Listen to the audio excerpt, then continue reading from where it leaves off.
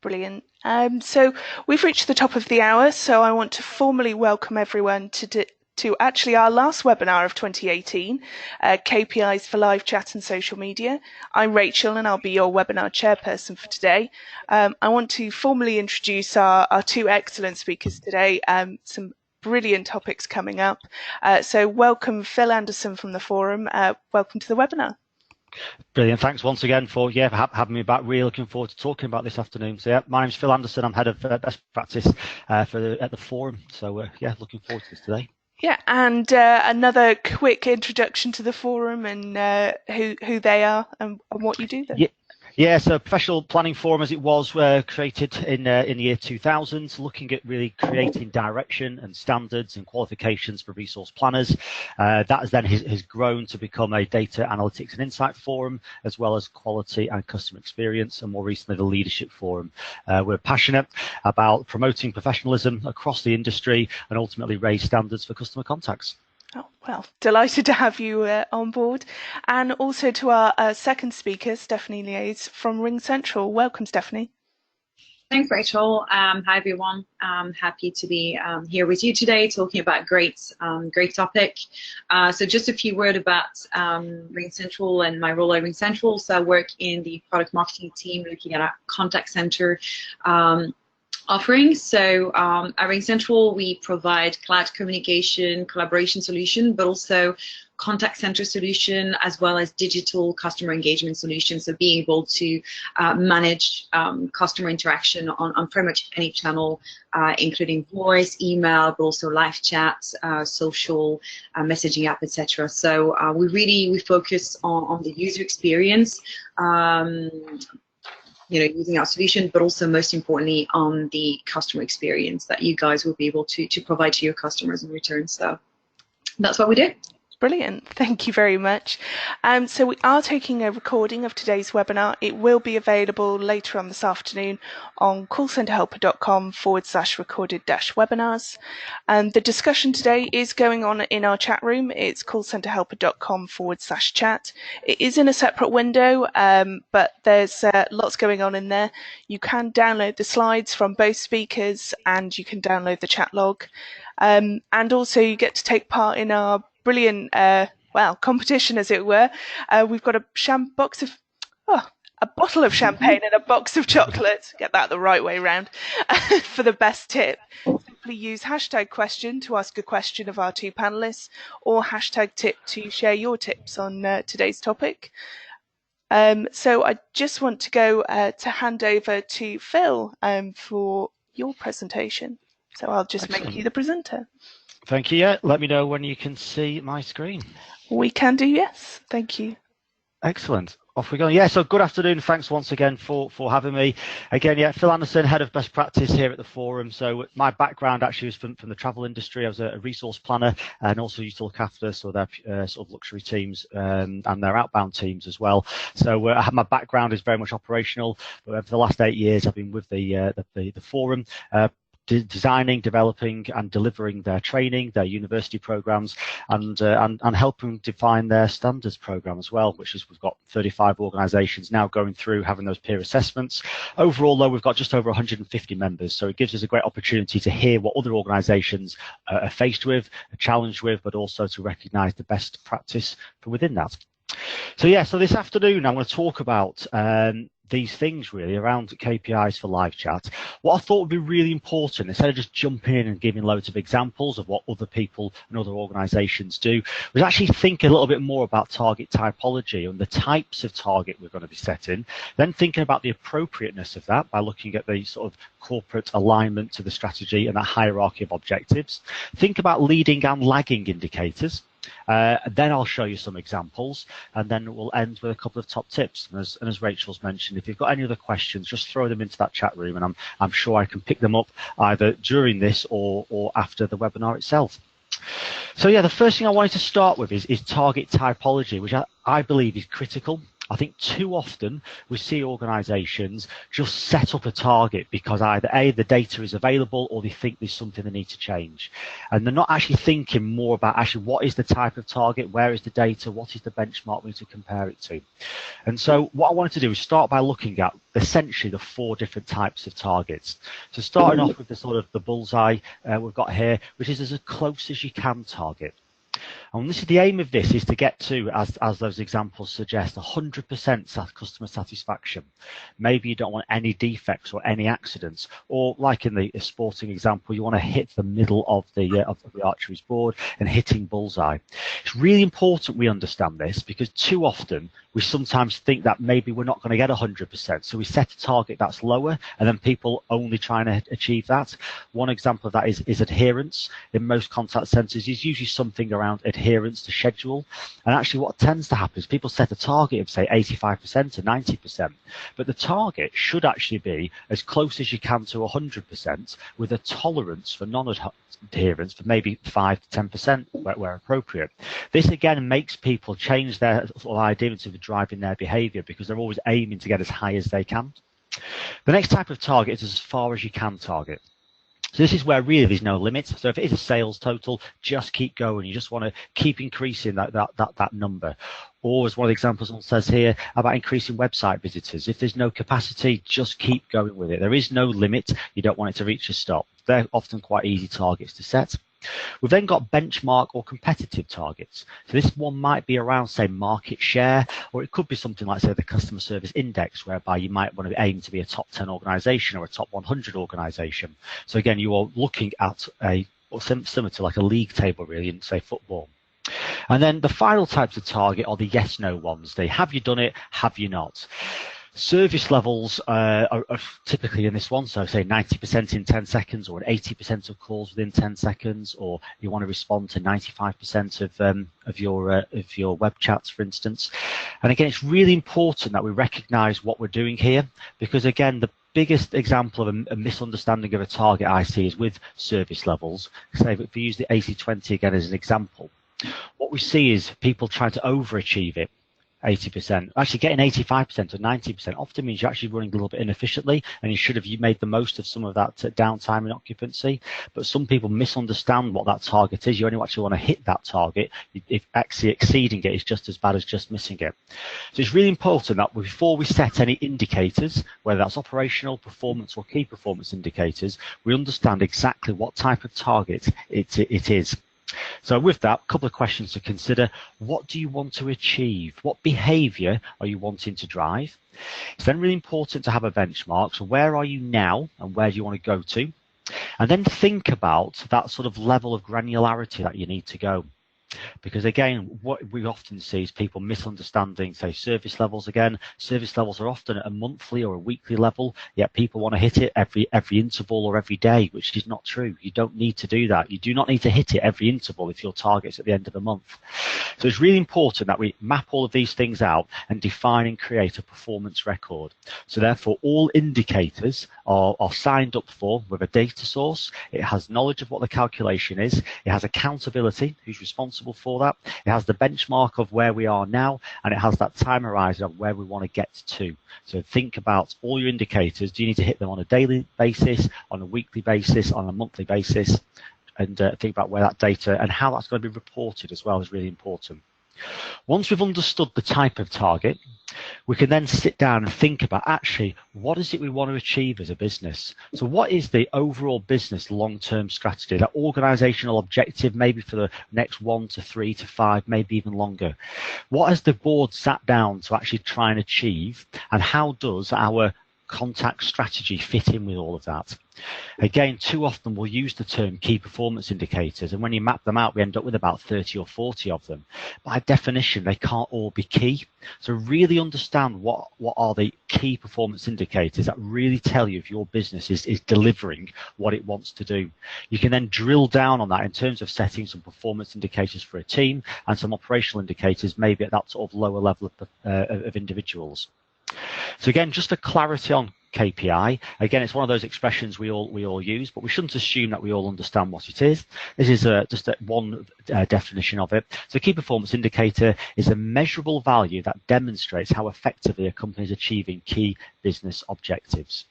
So again, think back to the corporate alignment to your strategy. What is your business's strategy? And in terms of live chat and social media, how does this fit in you delivering that strategy? That's a good starting point before you set any targets. The next thing to consider with your targets is, are you going to be leading these with a leading indicator, measuring or indicating a future event, or having one that's lagging? So looking at what's happened yesterday. Okay, again, really important that we understand those two things, leading and lagging. I'll give you an example actually, so non-contact center related example, but it's one that I think we can probably typically relate to. So around weight loss, if you wanted to lose a couple of pounds, for instance, if you had a lagging indicator, you would set yourself a weight and then you'd set yourself a new target weight. And the chances are each week or each day you jump on the weighing scales and see what weight you are now compared to that. Whereas a leading indicator, what you're trying to do there is actually think about what exercise and calories am I going to consume today, and making sure that they're in a negative, so therefore over time you should lose some weight. So again, which is easier to track? Well, to be honest, unless you've got all the technology available to understand exactly how many calories you're eating and how many calories you're burning, it's going to be quite easier just to go down that lagging indicator and jump on the weighing scales and see what it was yesterday. What we see in businesses is that they're often looking at yesterday's stats, how are we month to date, and they're not necessarily setting those leading ones. So leading ones tend to be sort of output orientated and typically easy to measure, whereas the lagging ones are output orientated and easy to measure, and leading ones are input orientated and harder to measure. So again, with our indicators, make sure you are clear with that type of indicator you've got, and hopefully get a nice balance of them. So again, think back to the company's hierarchy of needs and think back what's critical for us to operate as a business, what's important and what's nice to have. Just because the data is available, it might actually not be the right thing in delivering the right behavior. So don't set targets that are actually driving those wrong behaviors. So onto a couple of examples now around live chat. It's already had a bit of a mention. So concurrency. It is important to have some sort of measure of concurrency. For example, 2 chats. I think what's really important here, though, is we have like an operational measure which says there is the ability to handle X amount of chats. Now, from my experience, I've seen some organizations go as high as 7. I've seen a number of organizations, usually around that sort of 3 to 5 in terms of concurrency, around the capability to handle that number of concurrent chats. In terms of planning, though, you wouldn't plan for that number because you will not be able to handle that level of concurrency all of the time. And that's why it's important to have some sort of productivity metric in there as well, to understand that there is still going to be some level of waiting at some point. Start of the shift, there may not be any chats there. There's also going to be that time where you're waiting for a response to come back as well. It's almost essentially like a downtime where you're waiting. So it's really important we understand what the occupancy is. I think it's also important to track that chat time or the total handle time of all of the interactions that make up a start and the end of that conversation, because we can start to measure that against things like what's happening in the contact center to see if there are any big differences, which comes back to that sort of benchmarking. And also think about the resolution as well. Are we actually resolving what's happening? So it's really important those people who are handling the live chat are actually documenting what was that type of inquiry, and making sure that people aren't going onto web chat and you're automatically saying, sorry, we can't do this, you're going to have to call us. Because again, is that giving the right customer experience?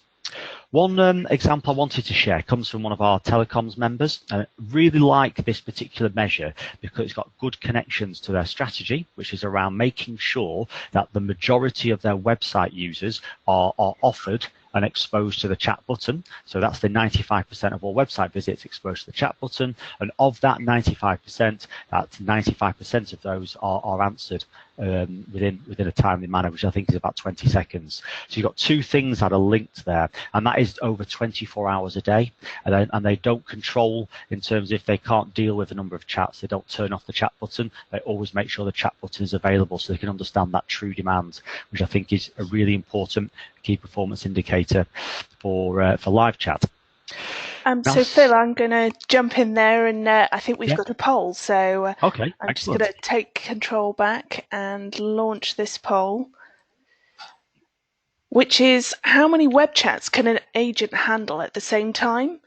So we've got 1 chat, 2 chats, 3 to 4 chats, 5 to 6 chats, or 7+ chats. Phil, I mean, you'd obviously had some thoughts on this. What do you think is going to come out? Yeah, I wouldn't be surprised. I think, as I mentioned, that a lot are going to be clicking that 3 to 4 and the 5 to 6. Again, depending on the type of business, I remember speaking to one organisation once who was a charity, and they did deliberately limit it to 1 chat at once because of the type of web chat that came in. They couldn't risk someone responding in the wrong way to a different chat. Organisations that I've got 7+. I'd really love to know what type of interactions those are. To be honest, I'm not saying it's impossible. I must admit, I don't fancy my chances of doing 7 things concurrently. So it'd be interesting to see what happens. So just sharing the results, 4% say 1 chat, 36% say 2 chats, 57%, as you suggested, 3 to 4 chats, and 2% 5 to 6 chats. And well done, everyone today. Nobody said 7+ chats. Are you pleased with that result, Phil? I am pleased with that. I think what's really important, and again, for those organisations who've clicked on the 3 to 4 chats, it'd be really interesting to see what do they plan for in what terms of that when they're trying to size that team. Are they planning for 3 to 4 chats all of the time, or actually have they worked out it's probably nearer 2 or like a 1.7 to actually plan for? I hope that sort of makes sense. But that's interesting. Very good stats. Good survey. I will hand back to you. To carry on. Excellent, thank you. Yeah, let me know on the screens there. It is, yes. Excellent. So that's good around the live chat. It's really interesting to see that. And again, social media is very different. So there's some examples on screen which you can see. I think it's just worth talking through this again. And I think it's really important to link social media to our strategy. Again, I've heard and I've seen a lot of organisations just start to use Twitter and Facebook because they feel like they ought to, because others are doing it, as opposed to have a real strategy behind that. And I think that's really important to understand. Why are you doing this? And actually, what's the need to reply to all of the tweets or the Facebook requests? In some instances, just putting out one message might actually be the right answer. So therefore, you don't need to actually respond to all the inquiries that come in. Just to talk through some of these examples here, we've got an insurance provider there, as you can see at the top. So their use of Twitter is that their commitment is to respond to 95% of those within 30 minutes. Vehicle breakdown one was 95 within 10 minutes. Interestingly, with that one, it was very rare for someone to report, "Oh, I've had an accident, can you come and get me?" It was more of they're responding or tweeting to say maybe that I've been waiting for 30 minutes now or something like that. So therefore, the organisation would jump on that. Another telecoms one here, social media 100% within 3 hours. So quite contrasting. It's not minutes, it's now hours they're wanting to respond to. And then the last one was quite interesting, one was around transport. And again, what sometimes happens with this organisation is depending on the route of the transport and the problem, will sometimes determine the level of Wi-Fi coverage, which means in some instances they'd get inundated with tweets that they just couldn't handle. Then other times, if there's a problem in a tunnel, for instance, not many people can send a tweet out, etc. So therefore, there's not much demand. The other little story I wanted to share just on this slide, we've got one of our members, one of our insurance organisations, who has a super fan. So somebody not connected to the business at all, but just loves the brands, which is great, and they take it upon themselves to reply to other people's tweets, especially when they're not particularly happy about that brand, which is not always that helpful. So again, it's worth remembering that when you're in this sort of public domain, there's things that aren't within our control and influence. So therefore, it's important we have the right sort of target in place to say we're going to respond to everything. Maybe we acknowledge everything, or there's a view of everything. Maybe we capture the data of all of the tweets, so therefore we can run some sort of text analytics on it. But in terms of a service level, we just make sure it's where appropriate, everything gets a response. Final little thing to mention is around impact in all of this. As I've mentioned, I think it's really important, in fact I think it's critical, that you understand the type of target you're setting, and it's really important that fits into that sort of hierarchy of needs for your business, and you create that slipstream effect. You don't want to create other social media channels or put live chat on, if you're giving a bad customer experience, people are using them and then you're having to deflect them anyway to answer a phone call, or you're telling them to self-serve on the website. You want to create that seamless sort of transaction for the customer. So if they do go from one channel to the other, that people are talking in the same language, people can understand how far you've come so far, they've got understanding of actually what the customer's interactions have been, and so actually it enhances the experience. Again, too often we see that sort of seesaw effect whereby, we turn web chat on, you get to the detriment of people being taken off the phones to deal with the web chat. So now call service levels drops down, but web chat's now improved.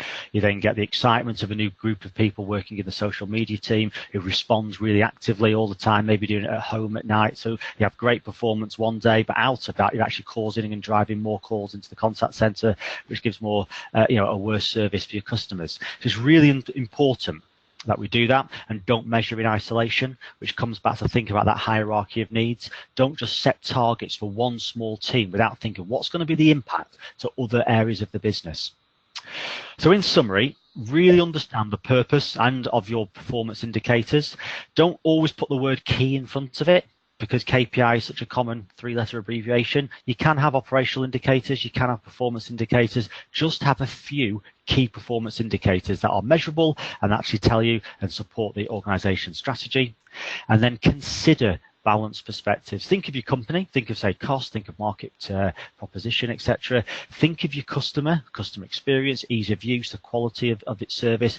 Also think of your people in all of this as well. Think about their productivity, think about their performance. Also think of their engagement though as well. How are they engaged with this? Because we know happy people tend to lead to happy customers as well. And that is it. So thank you very much for listening to me. I hope you enjoyed that, and I hope that gave you some food for thought. Thanks, Rachel. Thank you very much, Phil. Definitely a lot of interesting information. So we're also going to ask a poll now. Let me just share that one. Which is, I know, something that you're very interested in hearing is, do you switch off live chat when demand becomes too high? Phil, what's your kind of thoughts behind this one? Yeah, it's really, really interesting, to be honest. Again, I don't believe there's a one-size-fits-all answer for this. Absolutely, if you can't deal with the demand coming in through phone lines, and you have got spare capacity of people who are in that web chat team to take it, I think that can be an option for people, as long as you advertise the fact on your website chat is currently not available. I think that's what's important, because customers will go to your website if they're used to doing that. Typically, I think if you open up a new channel, I think you need to service that to create that consistency and to create the right customer experience. So I don't like things being chopped and changed, is my opinion. So to share the results, 55% say no, 23% say yes, and 22% say no, we have not yet implemented live chats. Was that what you were hoping to see? Well, yeah, it's interesting actually. I'm in some respects, I'm very pleased with that. I think it's good to see over half taking that sort of commitment to say, do you know what, yeah, we're doing live chats, so we are going to keep it there. And it's interesting, as I mentioned, in some circumstances though, it is sometimes right to turn it off where appropriate. So yeah, as long as it's a considered answer and it's not that's just how we've done things, I think that's the important thing. If that's built into the strategy, it's the right answer. Fab. So the chat room has been flying, so we'll come to everyone's top tips and questions now. So we had a question actually sent in before the webinar from Keaton saying, I'm planning for email queues, and at present there isn't a service level, therefore the resources are planned based on workload. We're moving to a 72-hour service level and want to understand how I should calculate resource requirements based on this SL. Should I use Erlang, or is there another method? Phil, I believe you'd had a thought on this one.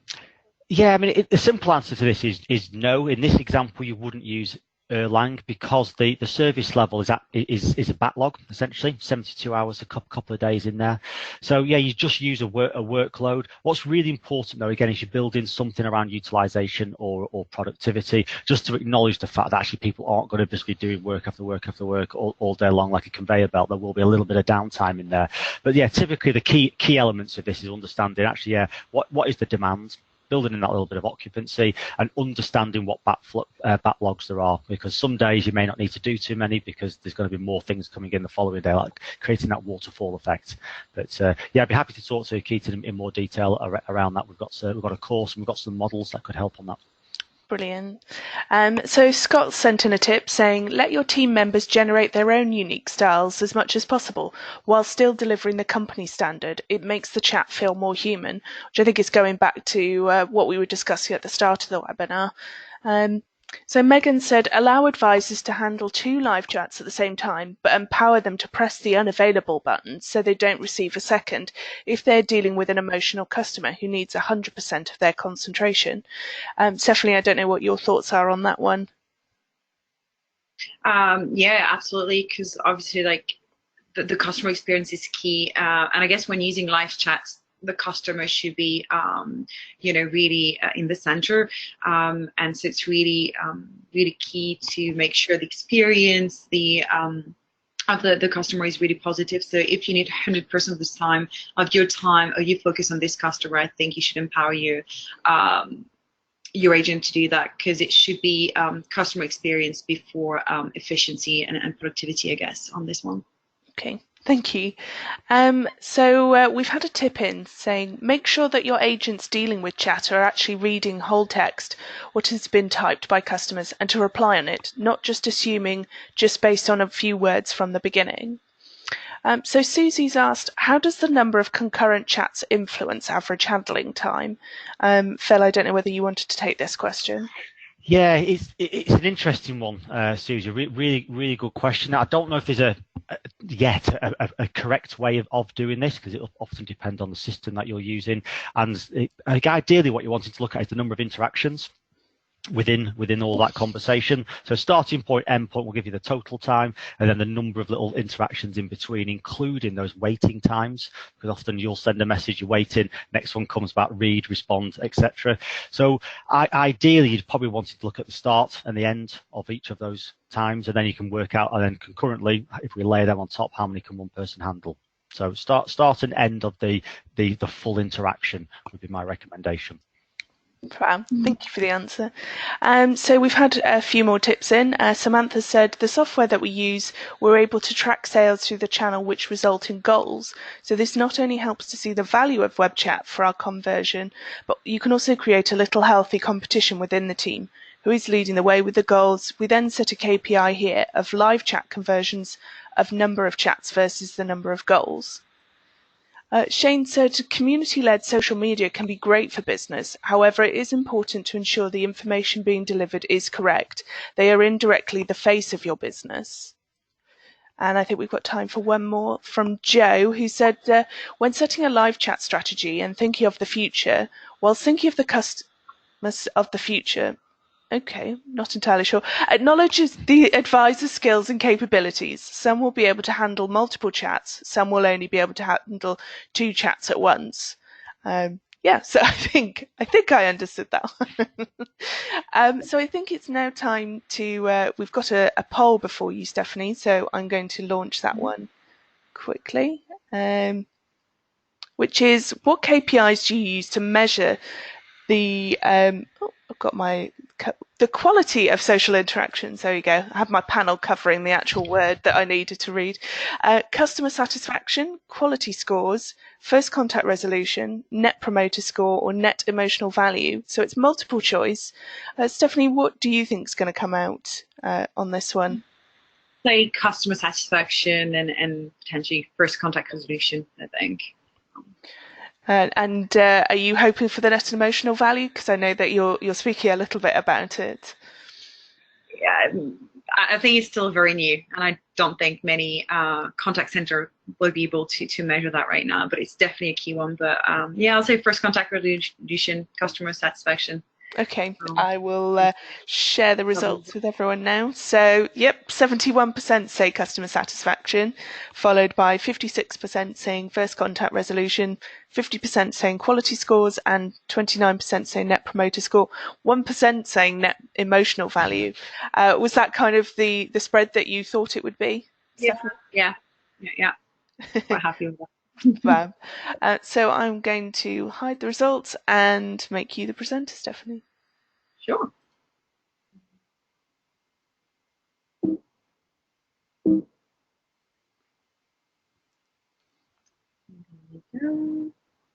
Can you see my screen? We can, yes. Just needs to go into presenter mode. Yeah. Oops. Some issues. There you go. Cool. Yeah, we're just waiting for it to tick over. At the moment, we can see the kind of sides. Okay, that's strange. Is it better now? We've got a white screen. I know we have that. Oh. Okay. Let me stop and share again.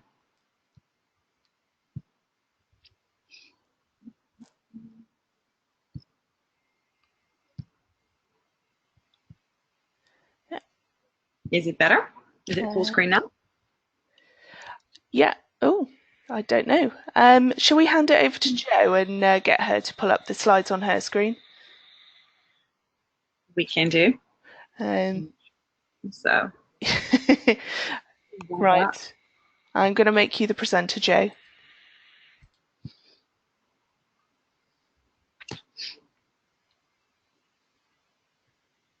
There we go.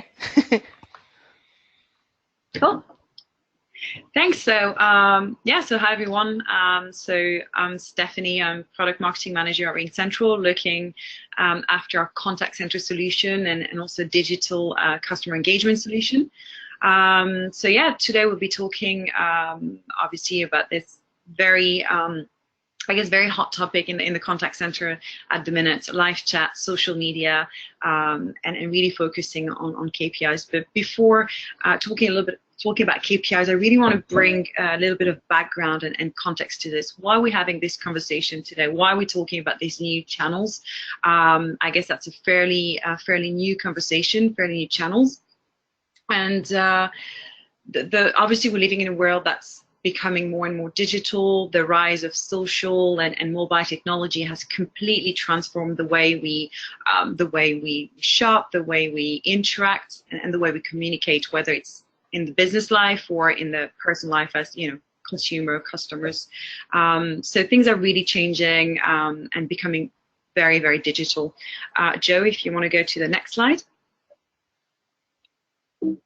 Yeah, great. So I really like this graph because it really shows how the communication preferences are really changing based on your age group.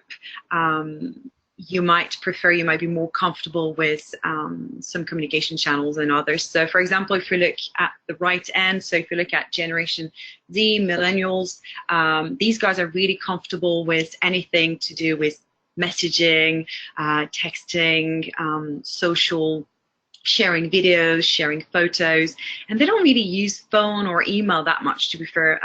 So what does that mean? That means if they're having any sort of like issue or question to your company for a specific, product or service, they'll probably actually do that using social media or, sending you a message or live chats if that's something you offer. And on the other end, obviously, if you're looking at baby boomers, these guys are really comfortable with phone, email. So there is a clear kind of split between preferences, and the trend is really, really accelerating. The more digital we become, the more the newer generation they're comfortable with these digital channels. So what does that mean for you as a business and as a contact center? If we go to the next one, Jo. We can see that it's really impacting the contact center. Contact center has been for years very much voice and email driven. And today, I'm sure most of you are looking at, already have implemented new channels. So we've talked about live chat, we're talking about social channel, LinkedIn, Twitter, Facebook, but also messaging app, WhatsApp, Apple Messenger and all this kind of stuff. So that's really a trend that is rapidly going to accelerate. If you haven't done it yet, most contact center in the UK will be looking at implementing these channels into sort of next 2 to 5 years. So that's happening. Next slide, please. So what does that mean for you as a business? If you want to click, because I think we're going to have several. Yeah. So first of all, you need to select the channels that are important for you, because there are many different channels out there, and you might not want or might not be able to cover everything, or at least everything at the same time at once. So you really need to look at your customer preferences, and also your strategy, and make sure you select the channels that are really key for you and also for your customers. Then once you've selected these new channels, you will need to make sure you can support them. So that's kind of the conversation we had previously about, agent skills training, making sure your agents are comfortable, dealing with these new channels.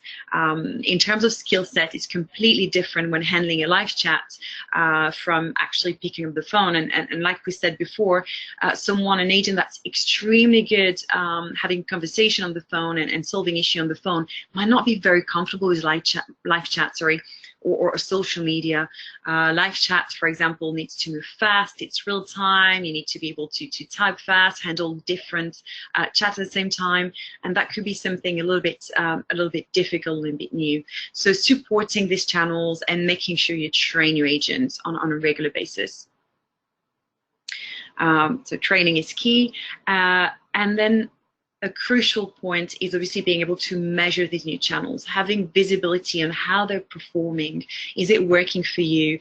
Trying to again be able to forecast, to plan, but also to understand how your agents are handling these channels, and do they need more training? Do I need to have like separate team per channel, or do I need to have separate team per subject or per type of issue? So again, that's really a business decision, but you need to have the tools to give you the visibility on what's happening, what's working, what's not working, what can be improved, and always keeping in mind this customer should be at the center of all these interactions. And then that's where KPIs come into place, and that can be a difficult one because there are so many different metrics and KPI in the contact centers. So it's really difficult to understand, where should I really focus my attention, and also because these KPIs for live chat and social channels can be a little bit different from the traditional KPIs. So defining KPIs is really key and should be definitely part of your social and chat strategy. So now if we really focus on these KPIs, so for social media and chat, I believe that you should really have KPIs that are very customer focused versus trying to measure performance and efficiency. I think the customer should be at the center. So volume and concurrent chat is important. It's important to understand how many conversations, how many chats can your agent handle every day, every week, and that's going to help you obviously with better forecasting, better planning, and ultimately a better experience. Then we also want to look at response time and SLA. That's key, especially for live chats. You need to be quick. You can't afford to have your customer waiting on the chat 5-10 minutes before you can get back to him, with a solution, with an answer. So it needs to be real time. You need to move fast. So response time is really key. But also deflection, understanding how many channels, how many chats you can actually resolve in a chat. What we've seen is a lot of businesses, a lot of contact centers starting to offer chat capabilities or social channels just because everyone else is doing it. But when a customer starts chatting, they get a message saying, hey, can you call us on this number? And same on social channel. And that's very frustrating. That's not very helping the customer, and that can really build the frustration actually. So understanding, which channel, how many channels you need to solve an issue is really important as well. And then we come to the very sort of customer satisfaction orientated KPI. So CSAT score, we really encourage you to send short survey, 2-3 questions on a systematic basis after every interaction. That should be true on every channel, whether it's voice, chats, social, just to really understand the measure of the satisfaction. And then we want to look at the net emotional value, which is new, and as we've seen, not many people can actually do that. But emotion is really key. You really want to go beyond the satisfaction and something that is a bit less rational, sorry, but really trying to understand the feeling, the emotion of a customer when dealing with your company, when dealing with your service. That's really important, and that's really going to, again, influence their loyalty and have an impact on the service you provide. And then we want to look at, obviously, the Net Promoter Score. Something interesting here, there was research that kind of like showed that actually the Net Promoter Score and the number of channels a contact center offer is linked. So if you take you might have a lot of customers that have some issues, some little problem with you guys, but that don't really go back to you just because it's they don't want to waste time picking up the phone or sending an email. They just don't have the time. But if you actually make it really easy for them to contact you on the channels of the choice, like, you know, enabling chat or social media, they might actually give you this kind of like quick feedback. So you can actually go back to them and try to make them happy to solve their issue before they build too much frustration and before you actually lose them forever. So, you know, having like different channels, making it really easy for customer to get in touch with you can have a real impact on churn and on your customer loyalty. And then last one is the first contact resolution, which is obviously key and should be consistent on any channel. You should be aiming at first contact resolution. First contact resolution that can have a huge impact on other areas of the business. So if we go to the next slide, and we can see the benefits of first contact resolution, the impact it can have. So if we take just a 1% increase in first contact resolution, that actually seems like, you know, nothing, not much, but it can have a huge impact on your customer satisfaction, but also on your cross-selling and upselling opportunities, so on your customer loyalty and ultimately on the revenue. Agent satisfaction. Agents don't want to deal with, you know, if it takes too long, too many contacts for a customer to actually get a answer to his question, they might talk to agent and be really angry. It's never a good experience for agents, and also great impact on your operational costs, because obviously you need less, you know, less contact, so less agent, it's just quicker, it just works better. So yeah, first contact resolution is really, really important here. And then if we move on to the next slide, some recommendations. So when actually, you know, looking at implementing live chats or supporting social media, social channels, you need to be really clear, set clear expectation.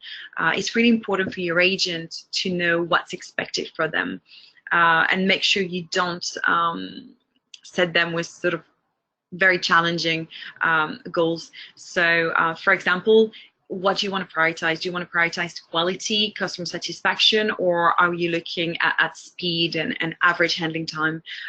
These can be a bit, you know, against each other. So you really need to be clear what's the top priorities.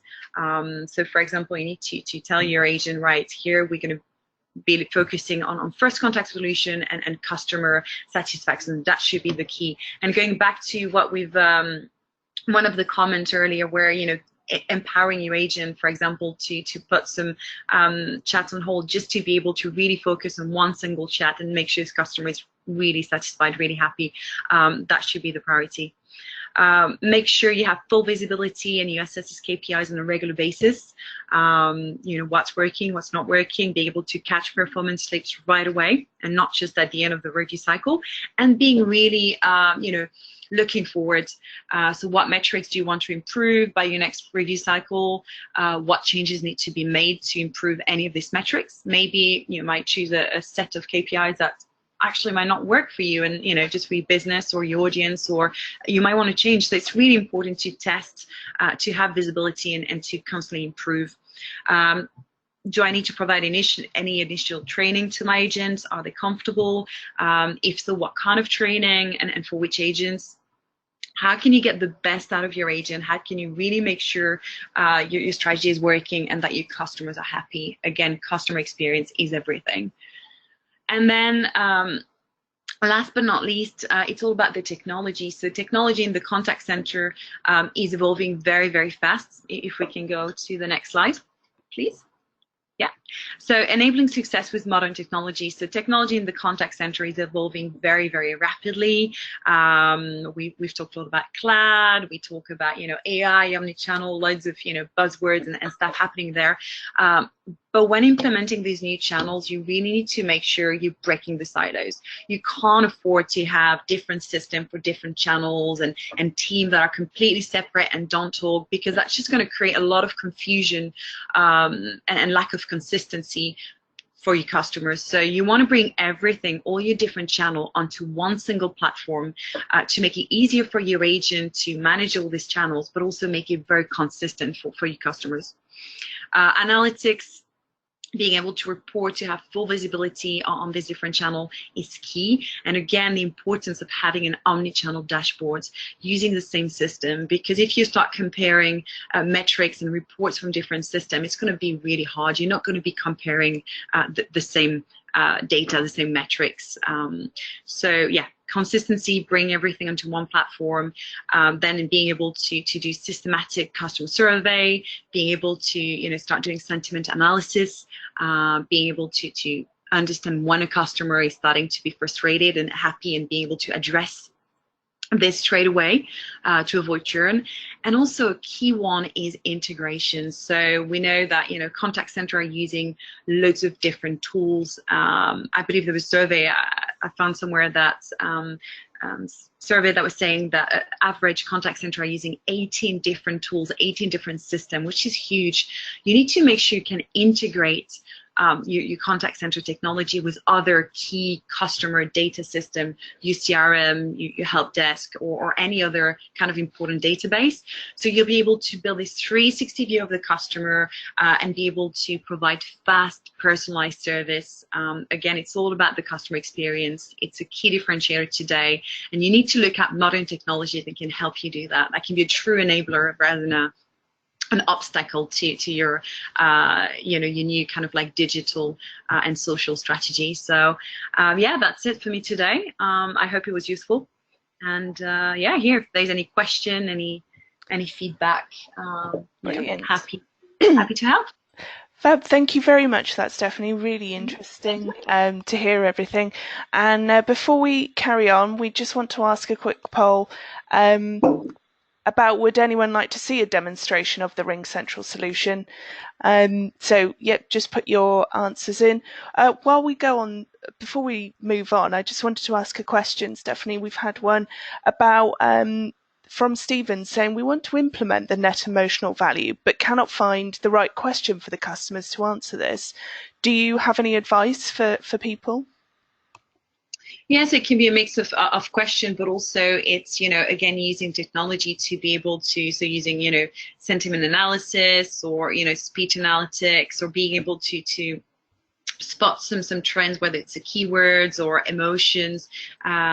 So technology can definitely help you do that, start measuring the emotion and the, of your customer, and be able to prepare before you even pass this customer to an agent, make sure the agent is prepared to deal with this, angry customer or anxious, or and have like a very targeted response behavior, etc. So yeah, that's something technology can help with. Fab. So thank you very much for that.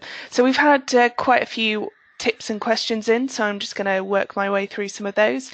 Andrew said, enable agents to jump to another channel and back where necessary or appropriate to what they are trying to resolve with the chatter. Is that something that's possible, Stephanie, do you think? I hope so. So be able to jump, for example, from a chat to a phone call and vice versa. Yeah. I think it really is a business decision, and it's to, you need to understand and assess your agents.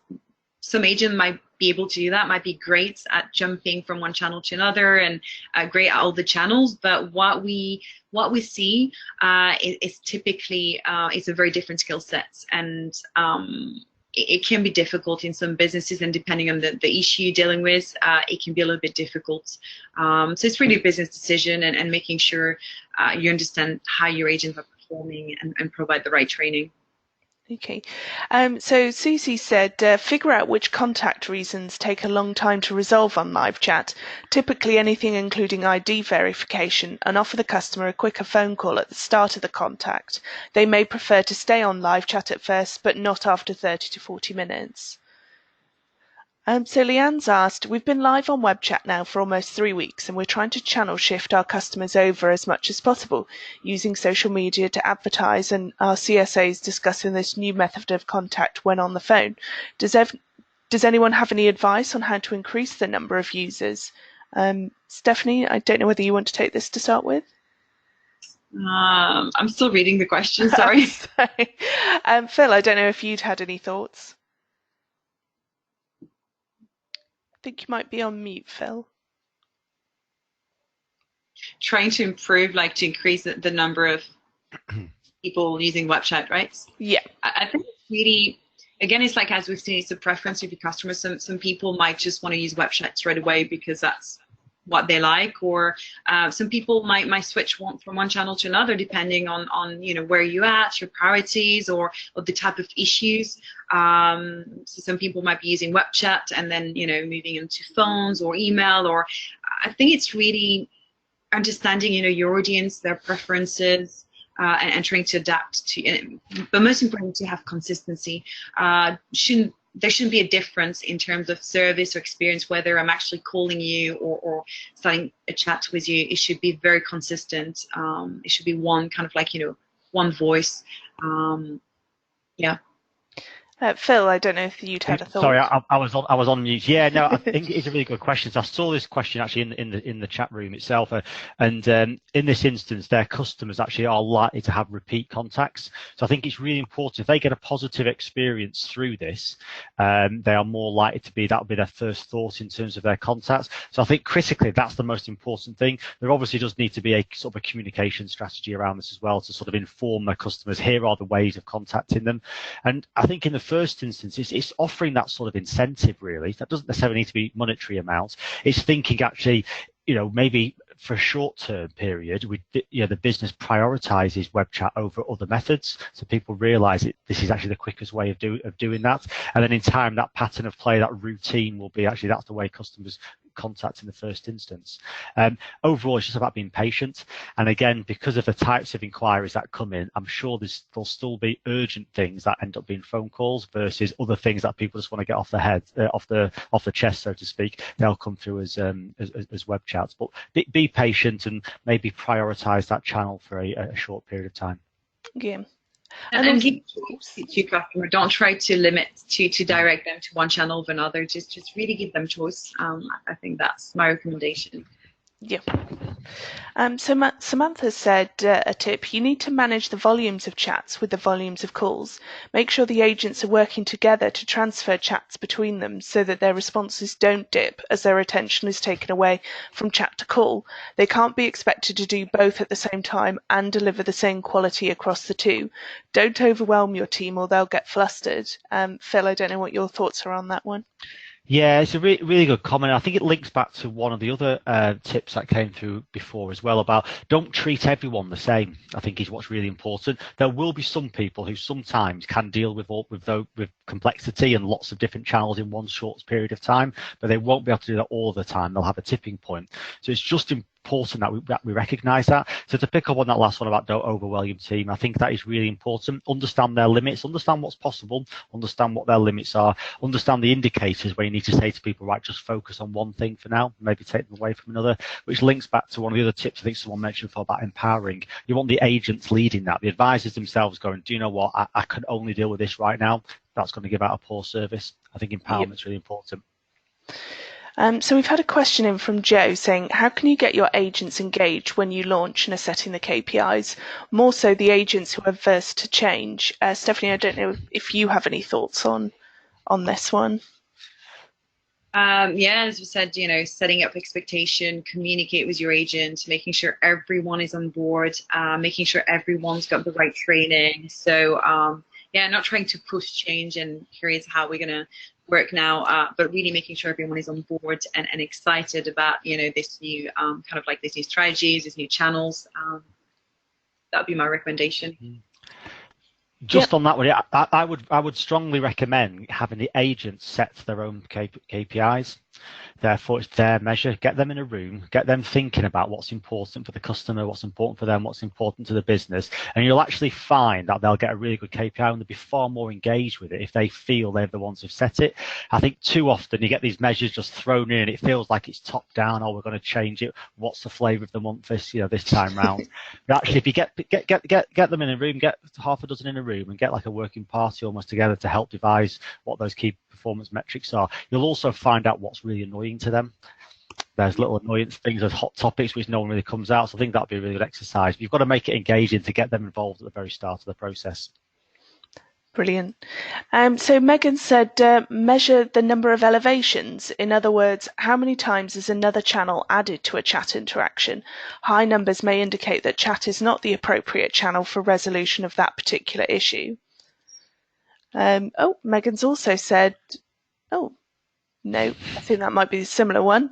So we've had a question in from Susie saying, is it a good idea to measure abandon rates in real time on live chats? Stephanie, I don't know what your thoughts are on that one. Yeah, that could be a good indicator of, maybe it takes too much time, response time management. You need to manage maybe better. Again, a customer is not going to wait 5 minutes on the chat until your agent comes back to him. It needs to be instant. So yeah, that could be a good indicator that, maybe your agent needs more training, your chat isn't really performing as it should. So yeah, that could be a good idea, I think. Yeah, and Phil, what's your thoughts on abandon rates? Just if appropriate, it's always asking the question, what are you going to do with that information?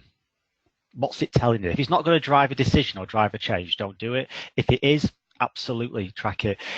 Doing it real time, I mean, again, it comes back to the volume, how many, and again, just what are you going to do with that information, I think is the most important. There's a real danger, again, for businesses because the information's there, you'll start using it, but actually, it'll just become wallpaper. If it's there all the time, no one actually reacts to it. So, yeah.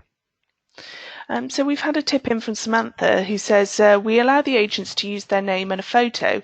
It can be an alias to help in being personal with the customer and building rapport. We've seen some customers come back and express how pleased they are to speak to the same person again. The relationship has already been established, and this also really helps with our agent satisfaction. Joe's given a tip saying live chat should be professional but remain true to an advisor's personal style and company personality. This reassures the customer that the chat is not run by a chatbot. Phil, obviously you've had an opinion on that one. Yeah, I think it is important. I mean, at the same time, not all chatbots are bad. Some of them are lovely. We've got to remember that. So let's not tarnish all of them. And I think absolutely right. It's important that character comes across. You're not dealing with robots. So actually, having that balance between what is the company values, so we're representing that in a professional style, but being personal, creating rapport, which is ultimately, I think, what as humans we like to do, isn't it? Is to have chats with one another. So we've got 2 more tips, I think, so yes, Scott sent in, create separate training or training guidelines for web chat to ensure you're able to identify vulnerable customers. We talked a lot about that last week on a webinar. And Angel says, a clear communication strategy will be key to bringing everything together. Put the customer first and make sure your company stay competitive. So thank you very much for that. So I just want to...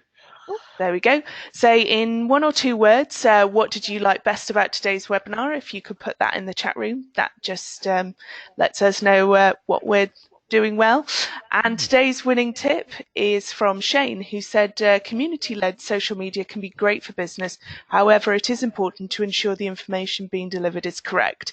They're indirectly the face of your business. So we've got a survey as well.